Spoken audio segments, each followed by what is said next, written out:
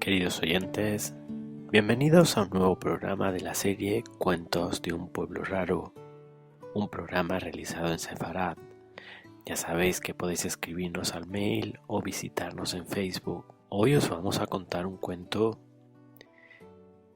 que tiene que ver con una pareja de niños de 12 y 13 años que bajo los escombros del gueto de Varsovia se prometen amor eterno.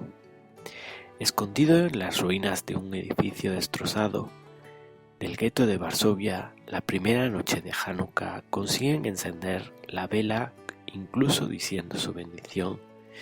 De aquella vela brotará un inmenso poder que a la luz de la vela les hará salir de la dominación nazi y llegar a una situación mucho más agradable. Os dejo ya con el cuento.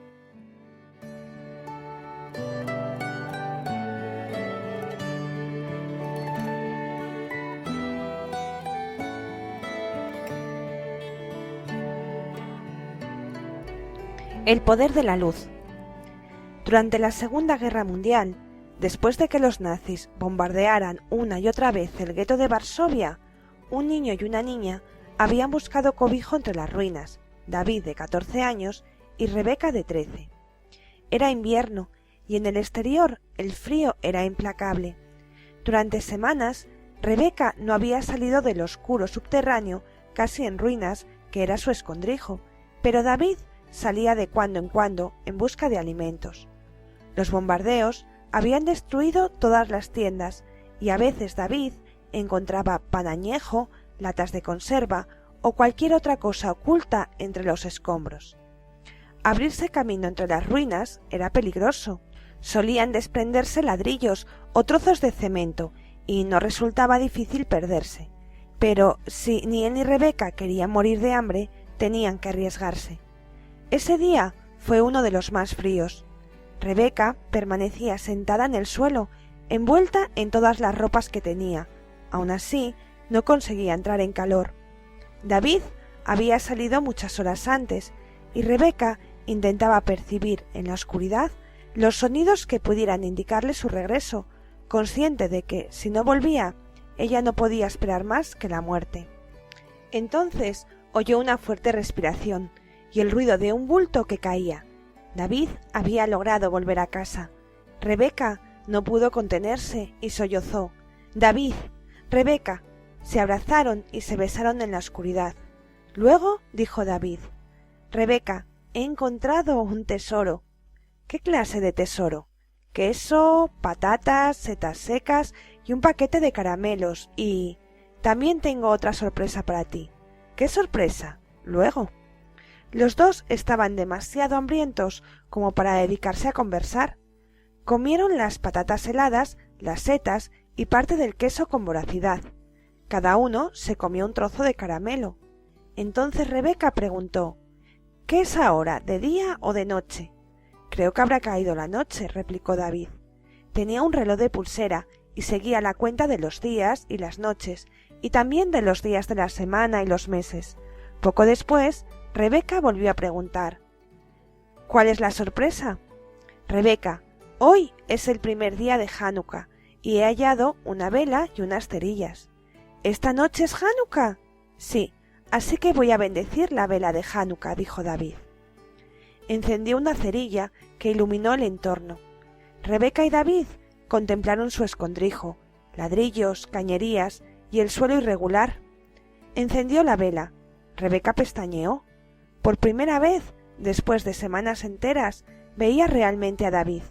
Tenía el pelo enredado y la cara sucia, pero sus ojos brillaban de alegría. A pesar del hambre y la persecución, David había crecido y parecía mayor para su edad. Jóvenes como era, había decidido casarse si conseguían escapar de Varsovia, asolada por la guerra. Como prueba de compromiso, David le había dado a Rebeca un groschen brillante que se había encontrado en el bolsillo el mismo día en que el edificio en que ambos vivían fue bombardeado. David pronunció la bendición sobre la vela de Hanukkah y Rebeca dijo amén. Los dos habían perdido a sus familias y tenían buenas razones para estar enojados con Hashem por mandarles tantas aflicciones, pero la luz de la vela puso paz en sus almas. El destello de esa luz, rodeada de tantas tinieblas, parecía decir sin palabras: el mal aún no se ha apoderado de todo, siempre queda un destello de esperanza. Durante algún tiempo, David y Rebeca pensaron en escapar de Varsovia. Pero, ¿cómo? El gueto estaba vigilado por los nazis día y noche. Cada paso era un peligro. Rebeca postergaba la partida una y otra vez. Decía a menudo que en verano sería más fácil, pero David sabía que, tal y como estaban las cosas, tenían pocas posibilidades de resistir hasta entonces. En algún lugar de los bosques había hombres y mujeres jóvenes llamados partisanos que combatían contra la invasión nazi. David quería llegar hasta ellos. Ahora, bajo la luz de la vela de Hanukkah, Rebeca sintió súbitamente que su valor renacía y dijo a David: «Vámonos». «¿Cuándo?» «Cuando te parezca que ha llegado el momento», respondió. «Ahora es el momento», dijo David. «Tengo un plan». David estuvo durante un largo rato explicando los detalles de su plan a Rebeca. Era más que arriesgado. Los nazis habían cercado el gueto con alambre de espino y habían emplazado guardias armados de ametralladoras en los tejados circundantes. Por la noche, sus focos barrían el lugar, iluminando todas las posibles salidas del gueto.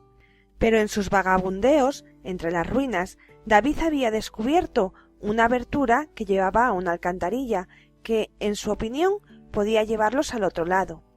David le dijo a Rebeca que sus posibilidades de salir con vida eran escasas. Podían ahogarse en las sucias aguas o morir de frío.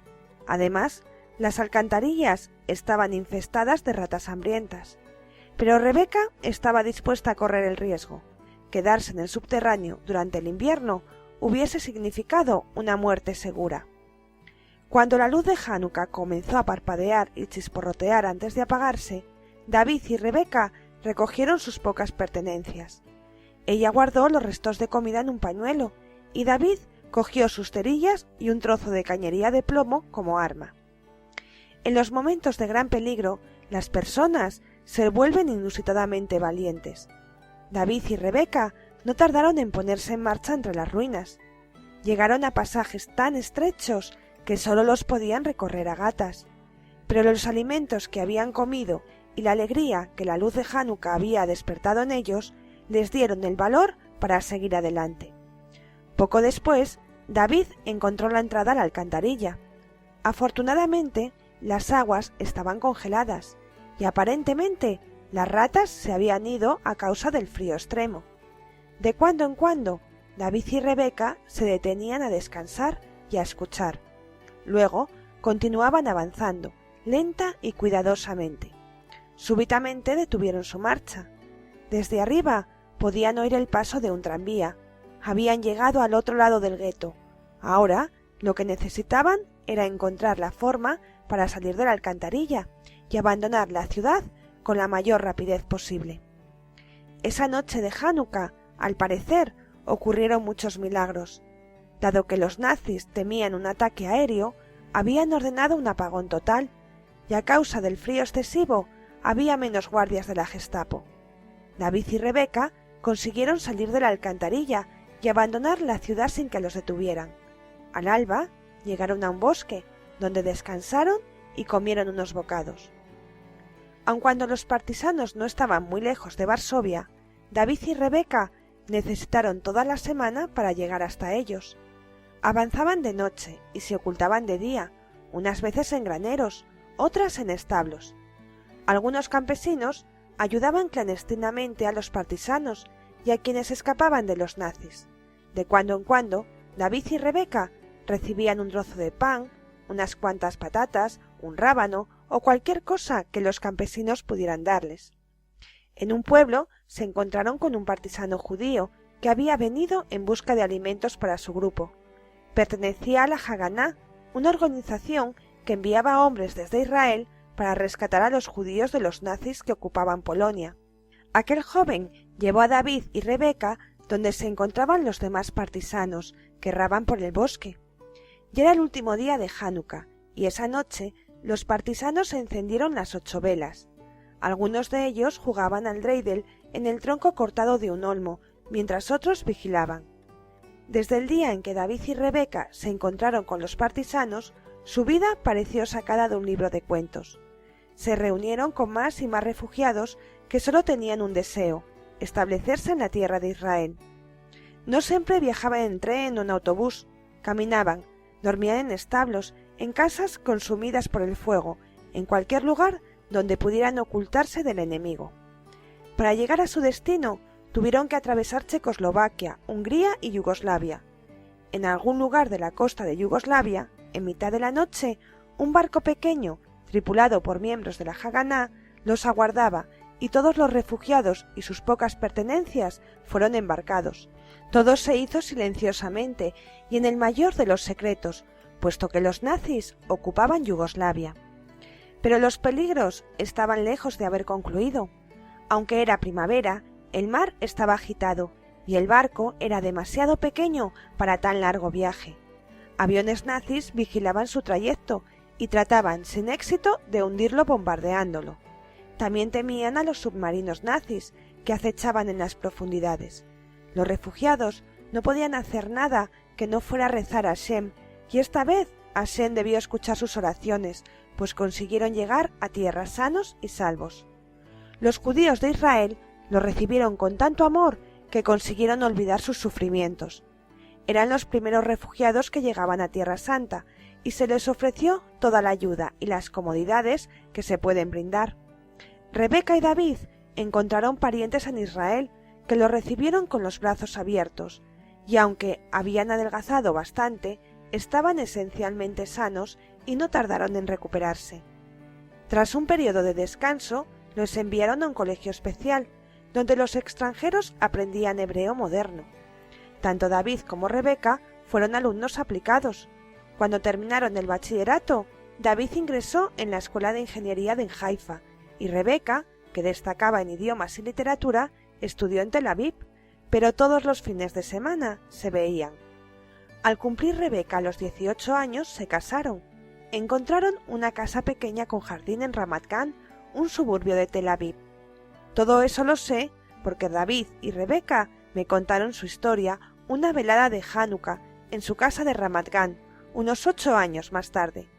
Ardían las velas de Hanukkah y Rebeca freía para todos nosotros tortitas de patata acompañadas de compota de manzana. David y yo jugábamos al dreidel con su hijito Menachem Eliezer, que llevaba el nombre de sus dos abuelos. David me contó que el gran dreidel de madera era el mismo con el que jugaban los partisanos aquella tarde de Hanukkah en el bosque de Polonia. Rebeca me dijo: si no hubiese sido por la velita que David llevó a nuestro escondite, hoy no estaríamos sentados aquí. El resplandor de esa luz despertó en nosotros una fuerza y una esperanza que ignorábamos poseer. Vamos a regalarle el dreidel a Menachem Eliezer cuando sea capaz de comprender todo lo que hemos vivido y las milagrosas circunstancias de nuestra salvación. Chanukah, oh Chanukah, come light the menorah. Let's have a party, we'll all dance the hora. Gather round the table, we'll all have a treat. Sevivon to play with and latkes to eat. And while we are playing, the candles are burning bright. One for each night they shed a sweet light to remind us of days long ago. One for each night they shed a sweet light to remind us of days long ago.